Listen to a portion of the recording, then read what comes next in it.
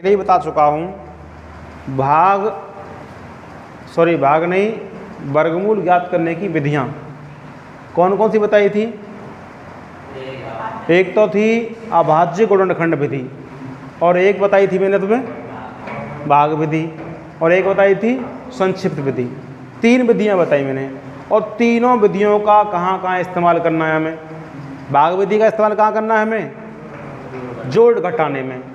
यदि किसी प्रश्न में पूछता है इस संख्या में क्या जोड़ दिया जाए कि संख्या पूर्ण वर्ग हो जाए, घटाने में और जोड़ने में कौन सी विधि इस्तेमाल करनी है हमें, भाग विधि। और गुणनखंड वाली जो विधि है वो कहाँ इस्तेमाल करनी है, जब ये कहे किसी क्वेश्चन में कि इस संख्या में किस छोटी से छोटी संख्या की गुणा कर दी जाए या भाग कर दी जाए, तो वहाँ पर हमें इस्तेमाल करनी है गुणनखंड वाली विधि। ठीक है, तो अब यहाँ पे कौन सी विधि इस्तेमाल करेंगे हम, भाग विधि। ज़रा भाग विधि से इसका वर्गमूल निकालिए। कितने का निकालना है हमें, निकालना है 6800621 का। आपको पता ही है इस बात की कि पेयर कहाँ से बनाते हैं, पीछे की तरफ से पेयर बना पीछे की तरफ से। अब देखो ये कह रहा है कि इसमें क्या जोड़ दें कि पूर्ण वर्ग बन जाए, तो अब सबको मालूम है, तो 6800621 में आप कुछ भी ऐड करोगे तो इसका जो मान होगा कैसा आएगा निकल के, इससे बड़ा ही तो आएगा मान। तो हमें अपनी अप्रोच इससे बड़े नंबर की तरफ रखनी है। ठीक है ना, तो देखिए भाई 68 में किस नंबर का स्क्वायर जाएगा बताइए ज़रा। 6 का स्क्वायर 36, 7 का स्क्वायर 49, 8 का स्क्वायर 64, 64, 9 का स्क्वायर 81, अधिक हो जाएगा वो तो 6 कितने जाएगा, 8 का जाएगा। 8 का कर दीजिए, 8 का स्क्वायर गया 8 8 64, 8 उतार लेंगे कितना आ गया 16, बचे कितने यहाँ पे 4, उतारेंगे पूरा का पूरा पेयर उतार लिया 0 और 6। ठीक है, अब क्या करना है, मैंने बताया था आपको, इसका एक अंक छोड़ दीजिए आप, और इसका कोई अंक नहीं छोड़ना, जिससे हमें आइडिया लग जाएगा कि इसमें कितने का डिवाइड करें या भाग करें। तो 16 का भाग करो 40 में, कितनी बार जा रहा है, 2 बार जा रहा है। 3 बार करेंगे तो अधिक हो जाएंगे फिर, है 2 यहाँ पे लिखो, 2 यहाँ लिखो, 2 ही यहाँ लिखो, गुणा कर दो, 2 दूनी 4, 16 दूनी 32, ये कितने हुए 164 हो गई है। घटाएंगे 6 में से 4 गए तो 2 बचे, और यहाँ कितना बचा 10, 10 में से 2 गए तो 8, 82 आ गया। उतार लेंगे कितना अब 21। हमें ऊपर पहुँचना है इस वाले नंबर से कि कम रहना है, ऊपर पहुँचना है हमें, क्योंकि जोड़ने के बाद संख्या बनेगी ना पूर्ण वर्ग, कैसी बनेगी, इससे बड़ी तो बनेगी, तो ऊपर की अप्रोच रखनी है हमें। तो अब क्या करेंगे, इसके छोड़ो 2 अंक, इसका छोड़ो 1 अंक, 16 का डिवाइड करो 82 में, क्या बार जाएगा 16 पंजे 80, और अगर करेंगे 4 बार 16 चौको 64, ज़्यादा कम रह जाएंगे वो तो ना, तो 5 बार ही कर दो। अब ये भी देखना पड़ेगा 5 बार करने पर क्या ये नंबर इससे ऊपर पहुंचती है, अगर ऊपर पहुंचती है तो ठीक है, और कम रह गए तो गलत, यानी हमें ऊपर जस्ट पहुंचना है इसके। 5 यहाँ लगाओ, 5 यहाँ लगाओ, 5 यहाँ लगाओ भाई, 5 पंजे 25 गुणा कर दो, 5 चौके 20 और 2 22, और 16 पंजे 80 और 2 82। कितने फालतू पहुंच रहे हैं भाई इससे हमें 4 फालतू पहुंच गए। अगर घटाएंगे तो माइनस का 4 बचेगा ना, इसका मतलब है 4 की कमी रह रही है पूर्ण वर्ग बनने में, 4 की कमी रह रही है पूर्ण वर्ग बनने में। अगर इस नंबर में 4 ऐड कर देंगे तो संख्या पूर्ण वर्ग बन जाएगी। तो कितना आ गया इसका आंसर,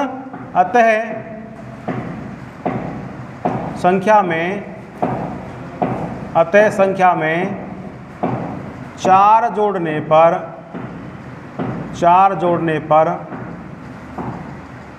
पूर्ण वर्ग हो जाएगी। ठीक है, चलिए इसे और देखो, एक बार बताऊं, दोबारा देख लीजिए भाई। 680621 पेयर बनाते हैं पीछे की तरफ से, एक pair complete, 2 pair complete, 3 pair complete. अब 68 में पहले हमें स्क्वायर करना है। 68 में कितने नंबर का स्क्वायर जाएगा, 6 का करके देखते हैं, 36 कम है, 7 का करके देखो, 7 7 49, अब भी कम है। 8 का स्क्वायर करो, 8 हुआ 64, वो भी कम है। 9 का करते हैं, 9 9 में 81, ऊपर चला गया, लेकिन ऊपर नहीं करना हमें, तो जस्ट कम रहे उससे या उसके बराबर हो जाए। तो कितने से जा रहा है? 8 से जा रहा है। 8 8 64 ध्यान रख गए।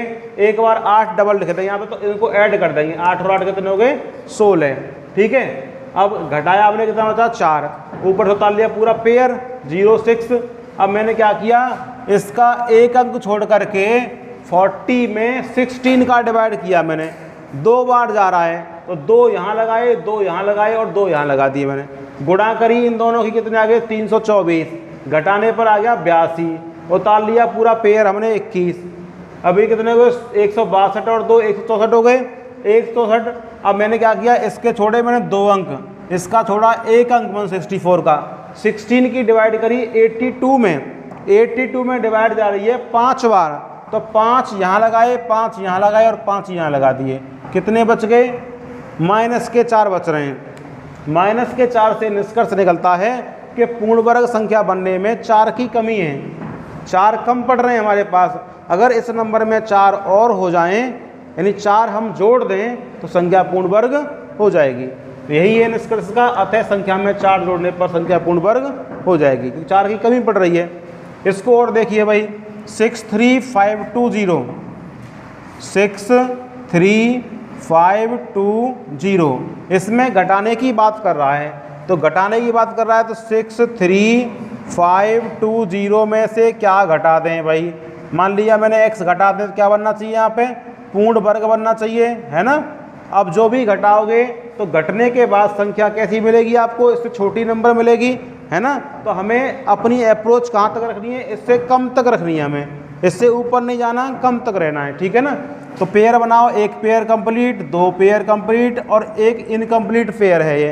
तो पहले 6 में डिवाइड करेंगे। 6 में कितने का स्क्वायर जाएगा? 2 का स्क्वायर जाएगा 6 में। 2 दूनी 4, 2 यहाँ लिखना पड़ेगा जितनी बार करते हो आप। तो कितना हो गया भाई? 4 हो गई है। उतारे हमने, कितने घटाए यहाँ पे? 2। उतार लिए कितने? 3 और 5, ठीक है ना। अच्छा, अब क्या करना है, यहाँ पर एक नंबर छोड़ करके 4 की डिवाइड करनी है हमें। एक नंबर छोड़ करके 4 की डिवाइड करनी है 23 में। कितनी बार जा रहा है? 5 बार जा रहा है ना। तो 5 यहाँ लिखिए, 5 यहाँ लिखिए और 5 ही यहाँ लिखिए भाई। कितने आ गए? 4 पंजे 5 पंजे 25 और 5 चौके 20 और 2 22। कितने हो गए ये? 45 5 हो गए 50। ठीक, यहाँ घटाओ, कितने बच गए? 10। ऊपर पेयर बाकी अभी मेरा 20। अब क्या करेंगे? अब करेंगे भाई, इसके 2 प्लेस छोड़ दीजिए और इसका 1 प्लेस छोड़ करके 5 की डिवाइड करो 10 में। कितनी बार जा रही है? 2 बार जा रही है। क्या 2 यहाँ लिखने पर हम इससे कम रहेंगे या ऊपर पहुँच जाएंगे? अगर ऊपर पहुँच गए तो गलत है, हमें तो कम रहना है ना उससे। तो 5 पे ज़रा करो, 2 पे 2 यहाँ लिखिए, 2 यहाँ लिखिए, 2 ही यहाँ लिखिए। कितने आ गए? 2 दूनी 4, 0 2 पंजे 10। देखो कम ही रह गए ना। कितने कम रह गए? 16 कम रह गए। इसका मतलब है कि 16 इस नंबर में एक्स्ट्रा है, प्लस के 16 है ये, उसमें थे -4। -4 का मतलब 4 कम पड़ रहे थे पूर्ण वर्ग बनने में। पूर्ण वर्ग बनने में 4 कम पड़ रहे थे, हमने 4 जोड़ दिए। यहाँ पर 16 ज़्यादा हैं पूर्ण वर्ग से। अगर ये 16 ना होते तो संख्या कैसी होती? पूर्ण वर्ग होती। अर्थ है, इसका मतलब क्या है? अगर ये 16 हटा दें, हम हटा दें मतलब घटा दें, अगर 16 घटा देंगे इस नंबर में से, तो संख्या पूर्ण वर्ग हो जाएगी। तो लिखेंगे इसका आंसर, अतः 16 घटाने पर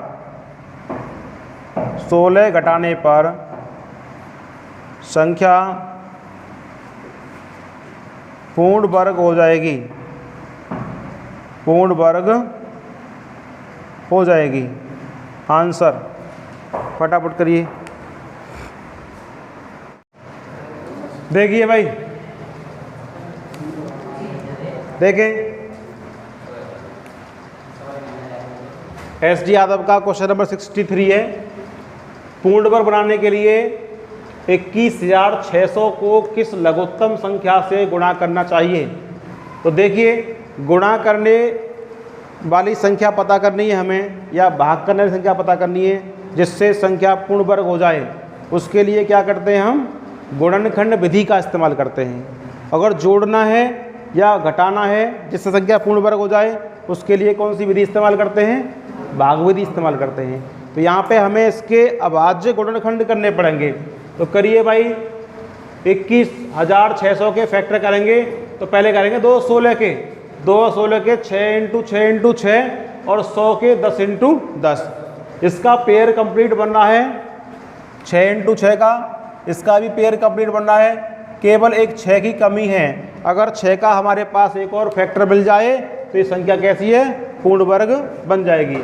अतः 6 की गुणा करने पर संख्या पूर्ण वर्ग हो जाएगी।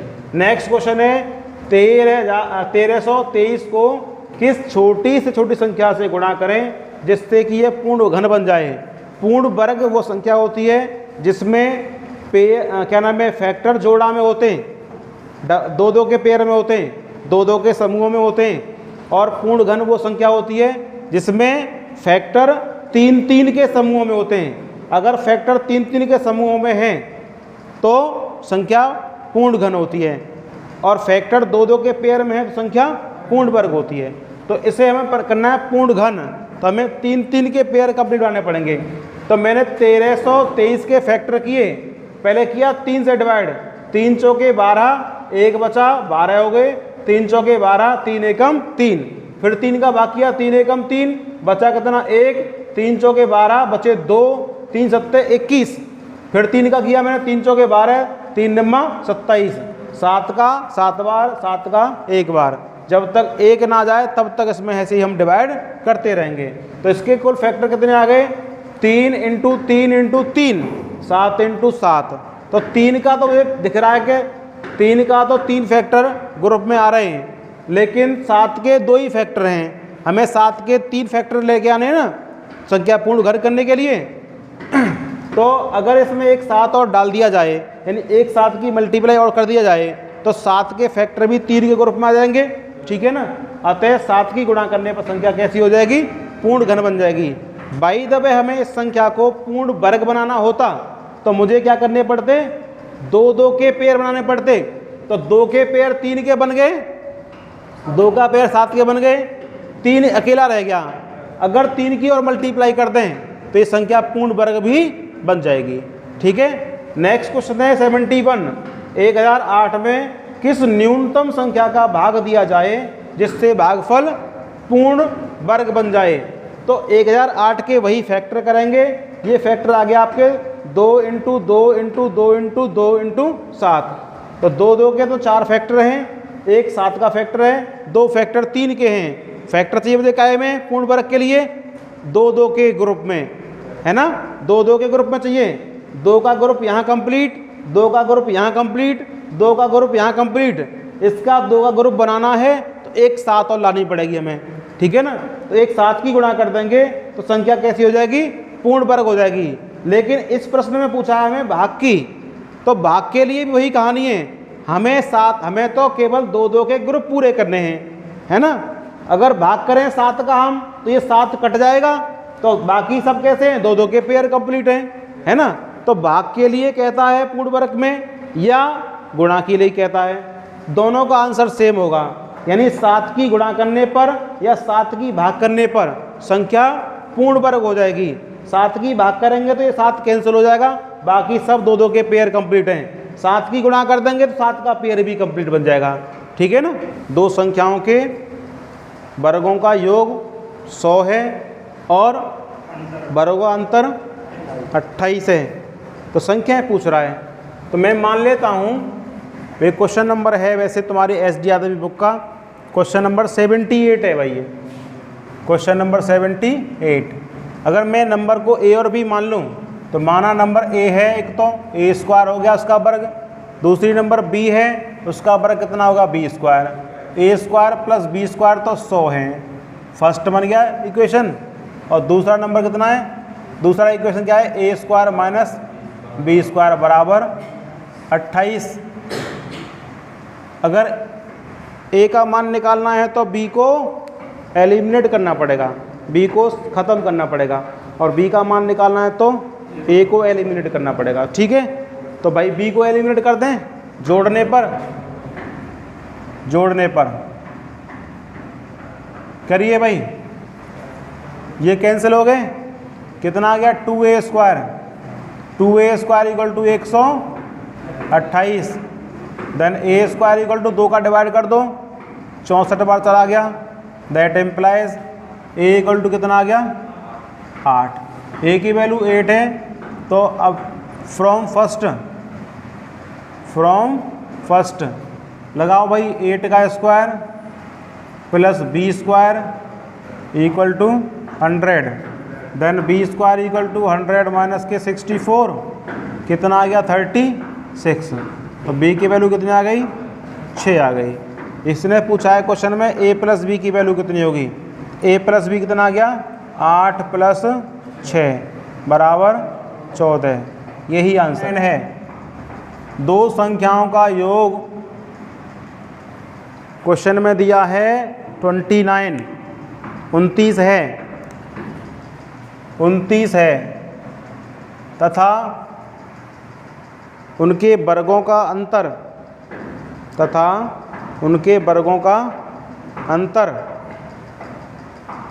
145 है।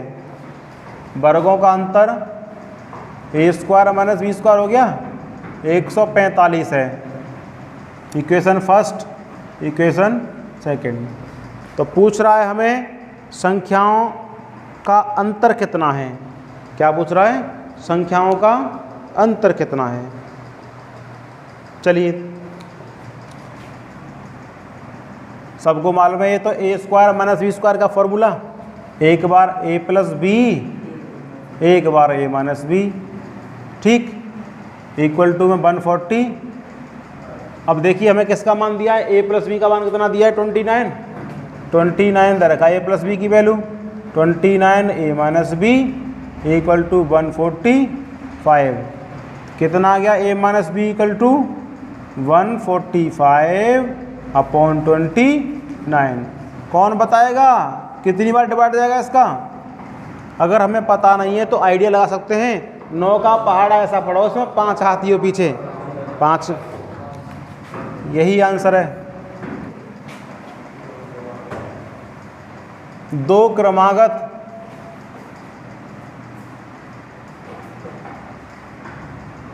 संख्याओं किन्हीं तो दो क्रमागत संख्याओं के वर्गों का अंतर सदैव होता है, अंतर सदैव होता है। विकल्प दे रखें, आपको बताना है कौन सा विकल्प ठीक है। नंबर 1 विकल्प है सम संख्या। नंबर 2 विषम संख्या।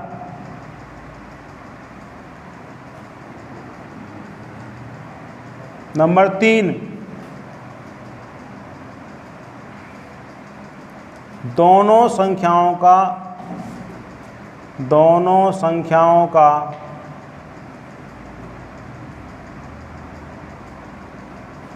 जोड़, दोनों संख्याओं का जोड़। चौथा दोनों संख्याओं का अंतर, दोनों संख्याओं का अंतर। ठीक है, तो देखिए भाई कौन सा ठीक है जरा बताओगे भाई। दो क्रमागत संख्याएं ले लीजिए और ये कह रहा है कि दोनों के वर्गों का अंतर कितना होगा। मान लीजिए, माना, ध्यान रखें, माना a व a प्लस 1 दो क्रमागत संख्याएं हैं, a व a प्लस 1 दो क्रमागत संख्याएं हैं, दो क्रमागत संख्याएं हैं। अब मुझको ये बताइए किसका वर्ग ज़्यादा होगा, a का कि a प्लस 1 का। a प्लस 1 का अधिक होगा।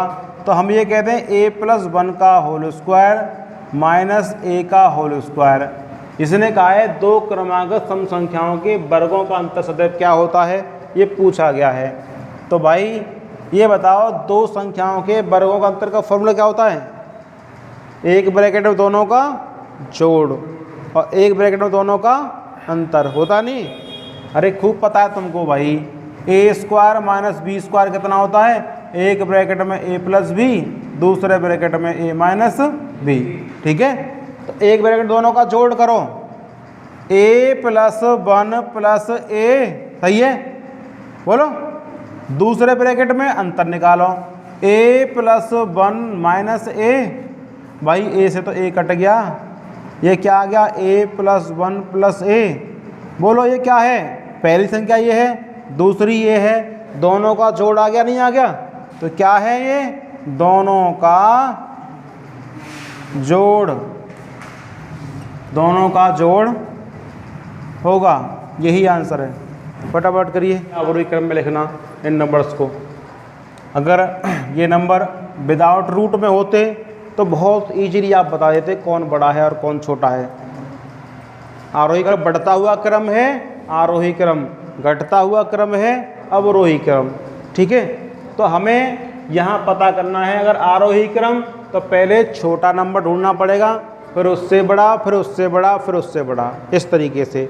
अभी यहाँ पर ये हम आइडिया नहीं लगा सकते कौन बड़ा है और कौन छोटा है। हाँ क्या? 1/√a माइनस √b कितना होता है विराट? बता। दोनों का डिफरेंस लिखते नीचे, दोनों का डिफरेंस लिखते नीचे, और ऊपर चिन्ह का परिवर्तन करके लिखते हैं। नीचे माइनस है तो प्लस का लिख देंगे। खूब मालूम है सबको ये बात। अगर नीचे माइनस है तो ऊपर प्लस लगा देंगे, और नीचे प्लस है तो माइनस लगा देंगे, कॉन्जुगेट की गुणा कर देंगे। ठीक है ना? तो देखिए भाई, इसको कैसे लिख सकते हैं? नीचे का डिफरेंस कितने का है? 1 का डिफरेंस, डिफरेंस तो 1 आ गया, और ऊपर क्या कर देंगे? √3 + √2। समझ में आई? अच्छा, यहाँ पर डिफरेंस कितने का है? डिफरेंस तो यहाँ भी 1 का ही है। कितना आएगा ऊपर? √5 + √4। यहाँ कितने का है? सॉरी, यहाँ भी डिफरेंस 1 का ही है। √7 + √6।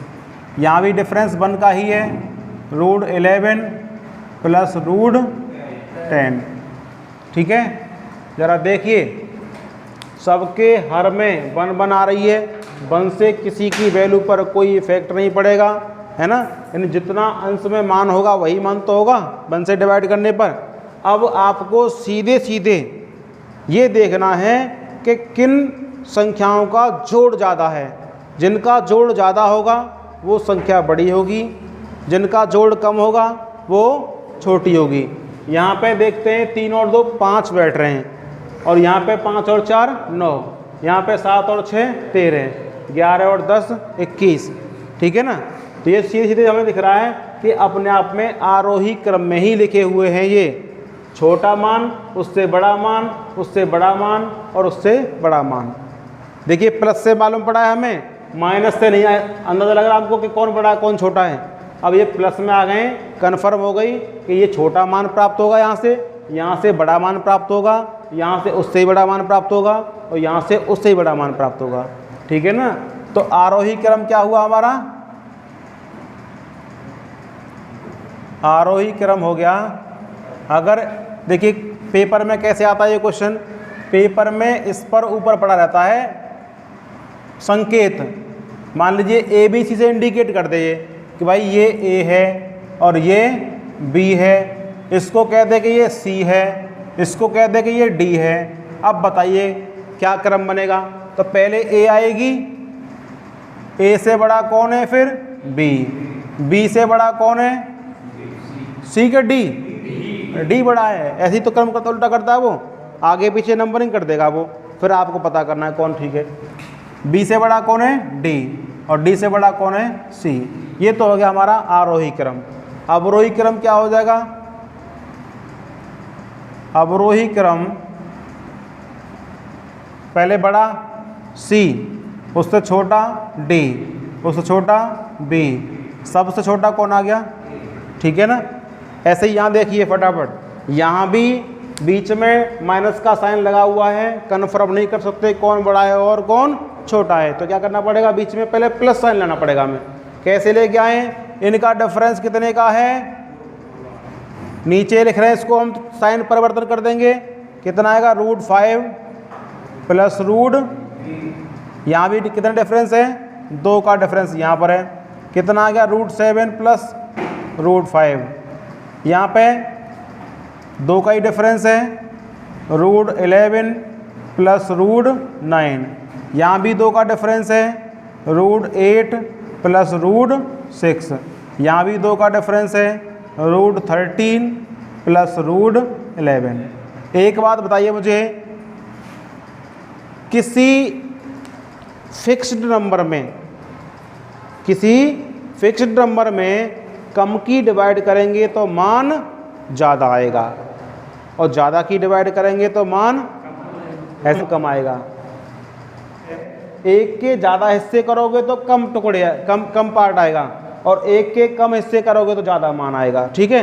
अब मुझे यहाँ दिखाई दे रहा है मुझे, ऊपर 2 है, सब में 2 है कि नहीं, तो 2 को ही बांटा जा रहा है, 2 के टुकड़े यहाँ पे कम होंगे कि यहाँ पे कम होंगे, क्या कहाँ कम होंगे बताओ, जहाँ पर कम टुकड़े होंगे 2 के वहाँ ज़्यादा वैल्यू आएगी, और जहाँ पे ज़्यादा वैल्यू टुकड़े होंगे वहाँ पे कम वैल्यू आएगी। तो सबसे कम नीचे कितना है, तो 2 के कम हिस्से होंगे यहाँ पर, तो मान बड़ा आएगा छोटा आएगा, बड़ा मान आएगा। सबसे अधिक हिस्से किस में हो रहे हैं, 11 और 9 कितने हो गए 20, और 13 11 कितने हो गए 24, ज़्यादा टुकड़े यहाँ पे होंगे ना, तो 2 के यहाँ पे अधिक हिस्से होंगे, इसका मान कितना होगा, ये सबसे कम होगा भाई। कैसा होगा ये, सबसे कम, क्योंकि आपने 2 के ज़्यादा टुकड़े कर दिए, सबसे कम मान यहाँ पर आएगा। सबसे बड़ा मान कहाँ पर आएगा, यहाँ पे टुकड़े कम होंगे, यहाँ सबसे ज़्यादा आएगा। ये लॉजिक आपकी समझ में आ रहा है नहीं आ रहा है भाई। सीमित भाई ए मान लूँ,